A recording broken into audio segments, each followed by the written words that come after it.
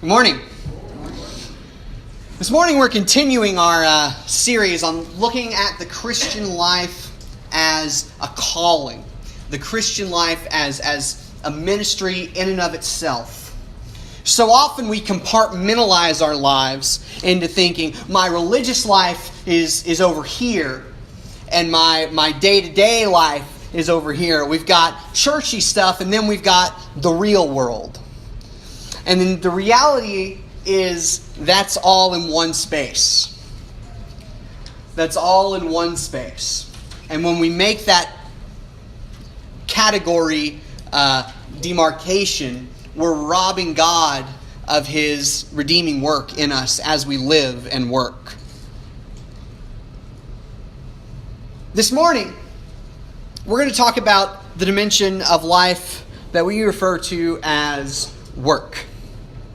Last week we talked about prayer and how prayer can give us new lenses on life. And I hope you've been practicing prayer this week as a way to give your life rhythm and purpose and meaning.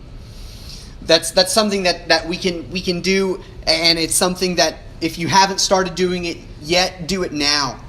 Because that is the first step in transforming our lenses. And so what I want to do this morning, though, is give you some specific tools to change your lenses when it comes to work.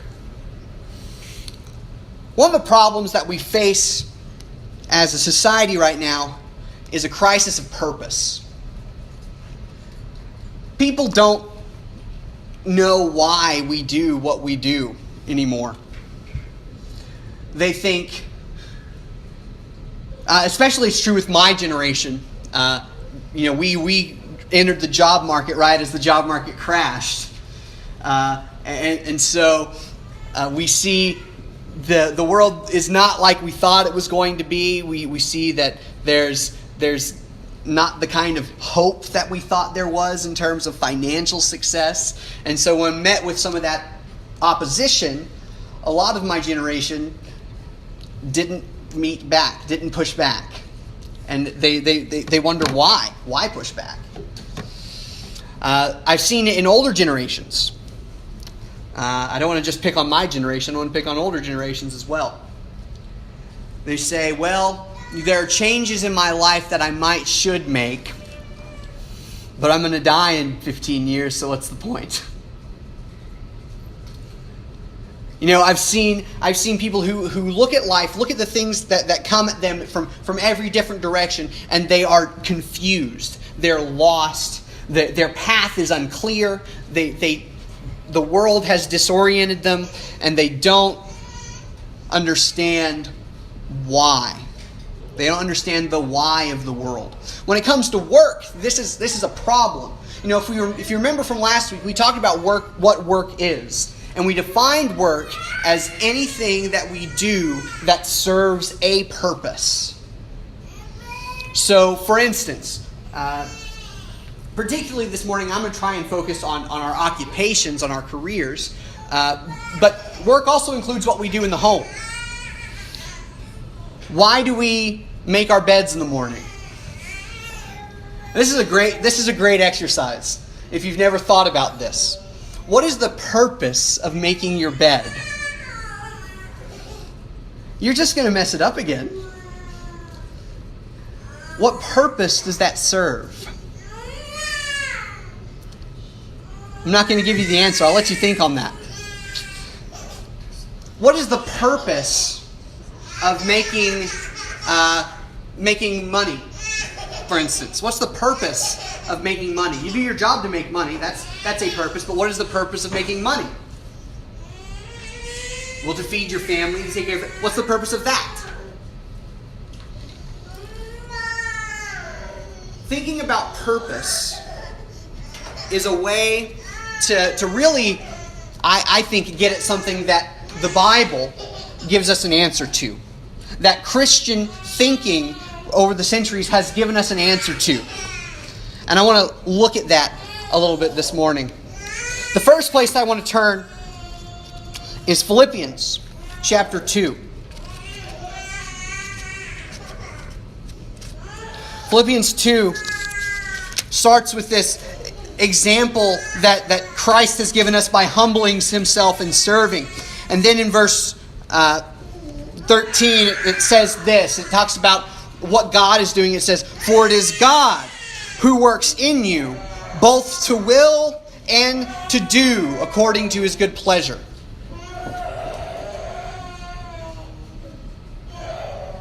So what I want to ask, the first question when you're thinking about your work is, who is at work in you? Who is at work in you? Is it you, or is it the Father?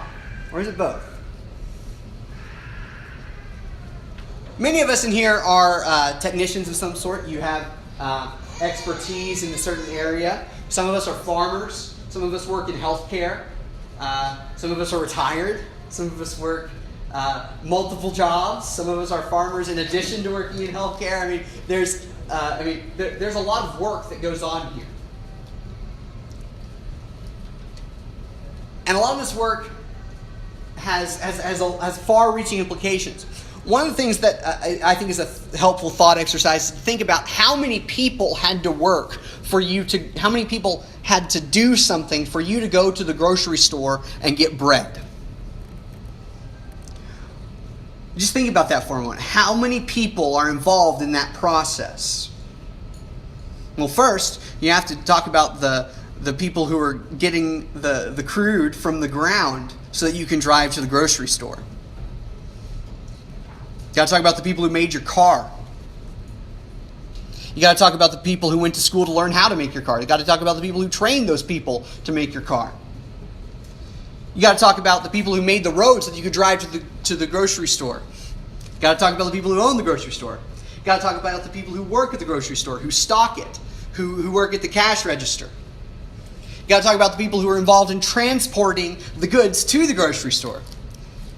You got to talk about the people who are involved in farming and raising the food for the grocery store. You got to talk about the people who engineered the seed for the people who farm and raise your food. If you think about the simplest things that you do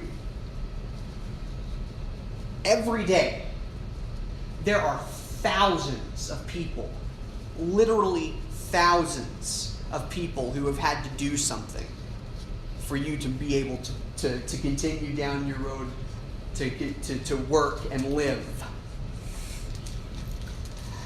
And what the text says is it's not them alone. What the text says, it is God who wills and does. Let's look at it a little bit differently.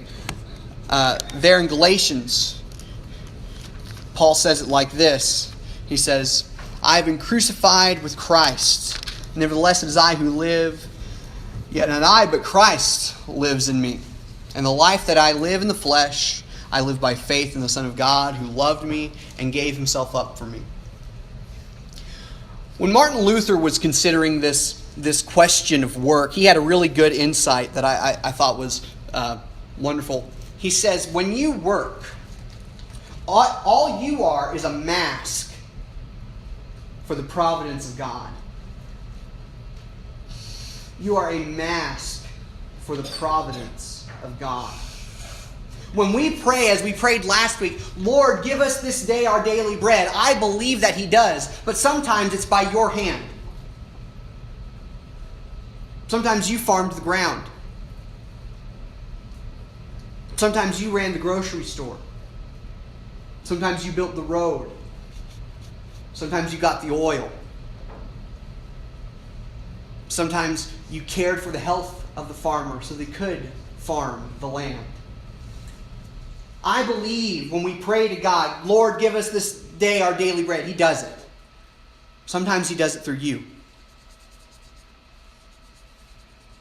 So when you go about your daily lives and you're working, think about not just what the task at hand, but think about the purpose.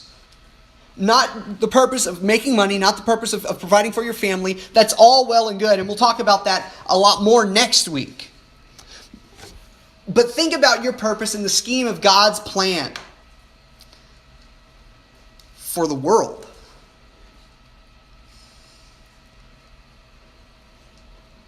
Because He is at work in you as you go about your daily life, as you do things that you thought were mundane and served a purpose only to fill your bank account so it can be emptied again.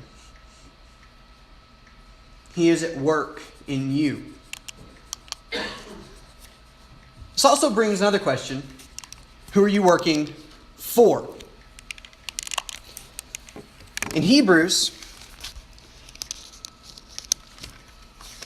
in the book of Hebrews, in chapter 13,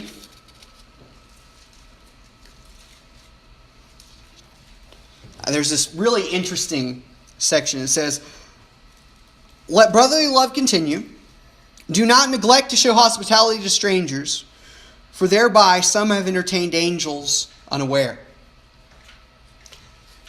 That's a really interesting claim that the writer of Hebrews makes. That by working and being generous, people have served the divine, have served angels, and not known it. The main text for this morning is actually going to be in the Gospel of Matthew. And I think this unpacks this idea of who's working in us and who are we working for in a wonderful way. Starting in verse 31, it says this: "When the Son of Man comes in His glory, and all the angels with Him, then He will sit on His glorious throne. Before Him will be gathered all the nations, and He will separate people one from another, as a shepherd separates the sheep from the goats. And He will place the sheep on His right, and He will place the goats on His left. And then the King will say to those on His right, 'Come, you who are blessed by my Father, inherit the kingdom prepared for you from the foundation of the world. For when I was hungry, you gave me food. I was thirsty, and you gave me a drink. I was a stranger, and you welcomed me. I was naked, and you clothed me. I was sick, and you visited me. I was in prison, and you came to me.' Then the righteous will answer Him, saying, 'Lord, when did we see you hungry and feed you, or thirsty and give you drink? And when did we see you a stranger and welcome you, or naked and clothe you? And when did we see you sick in prison and visit you?' And the King will answer to them, 'Truly I say to you, as you did it to one of the least of these my brothers, you did it to me.'" When you're working, when you're serving a client, who are you working for?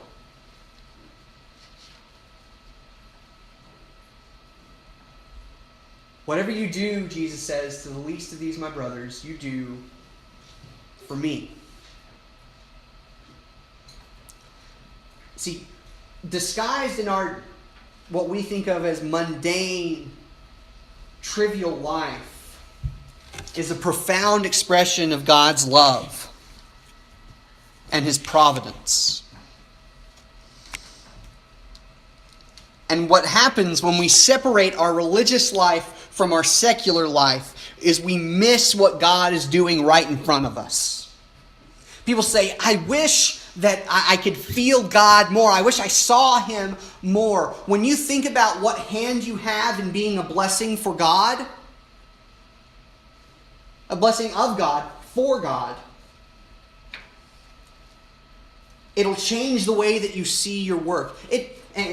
How can you, if you're going to say that my work is going to be part of God's hand in providing for God's people, then how can you cheat in your business?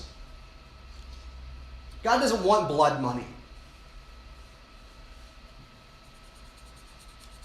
This kind of work is an expression of love. In fact, it's an expression of love within the Trinity itself. You see, God the Father is this, He provides. He's this hand of providence. This Matthew 25 text says, "Whatever you do to these least brothers of mine, you've done for me."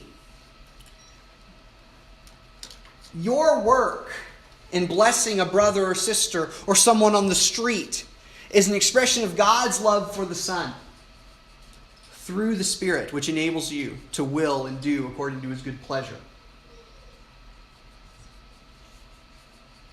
Your very life is an expression of the mysteries of God.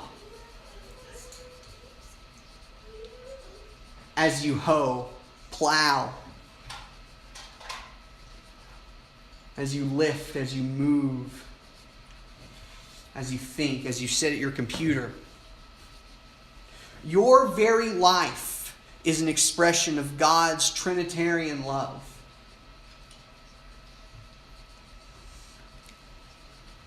And so, the question is, if your life is supposed to reflect this love of God in every facet, in every person, what kind of reflection are you living? If your work life, just as every other part of your life, is supposed to be a reflection of God's love for His Son, and the Son's love for the Father, and the Spirit's enabling of all of that, what does it look like? Well, as we said before, it surely doesn't involve cheating others in business. That's not an option that's available to you. The Father doesn't cheat the Son. It doesn't involve making money for money's sake. That's not the way that God operates. He doesn't aspire to glory for glory's sake. He is glorious because He loves. When you look at your life and you look at the blessing that God has called you to be, and the blessing that God in fact is Himself to us, the question is, are you a witness of that love and that blessing, or are you a false witness? Is the life that you live in your work a witness to the glory and love of God, or is it a witness to something else? Something far less glorious, something honestly that gives glory to no one but you.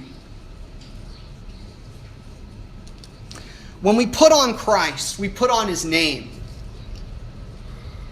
When we are buried with Christ in baptism, He gives us His name. The question is, this morning, in your work, have you taken that name in vain? Have you decided, have you ignored your responsibility as a source of blessing from God to be a blessing, and served yourself rather than the purposes of God and the interest of your neighbor?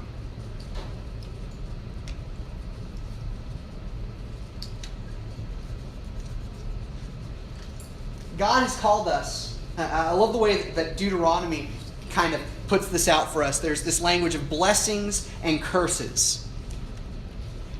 You, with your life and your work and your home life and your prayer life and your church life, all of that, you have the choice to be a blessing.